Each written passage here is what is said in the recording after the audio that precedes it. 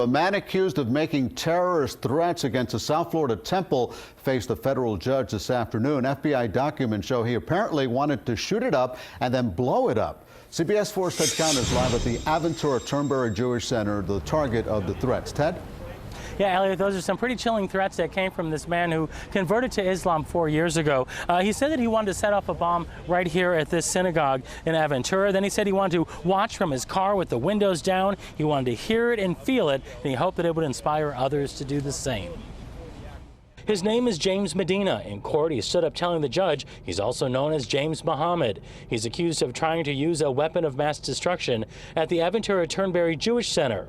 In court, he tried to speak to the judge, saying, "I have a few words of my own." The judge warned him anything he said could be used against him. He never had a chance to talk. I think this is very dangerous. For many, it's a frightening thought. We're learning more details, too. The FBI said Medina was working with an FBI informant but had no idea.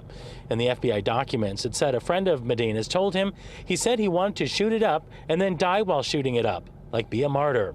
He also discussed putting a bomb under a car or getting a bomb he could throw over the fence. Jewish people talk only about shalom, about peace. And I don't see one reason why this guy won't kill Jewish people. The FBI said Medina wanted to attack during a holiday when the synagogue was full. Last Friday, it was going to be that day.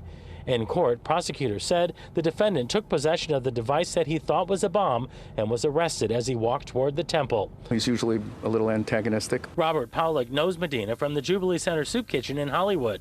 He saw him last week. He said Medina can be belligerent. In fact, he said Medina threatened him before, but he never feared he'd follow through. If it's just a case of him threatening to blow up something, yeah, I think he's capable of that. Whether he would go through with it or not, that's a leap that I don't really want to take. And the FBI said that Medina also made several cell phone videos, presumably to be shown afterwards. One said, "I am Muslim and I don't like what is going on in this world. I'm going to handle business here in America. Aventura, watch your back. ISIS is in the house." There was no indication, though, that he was affiliated with any terrorist organization. He is due back in court later on this week. Live in Aventura, Ted Scouten, CBS 4 News.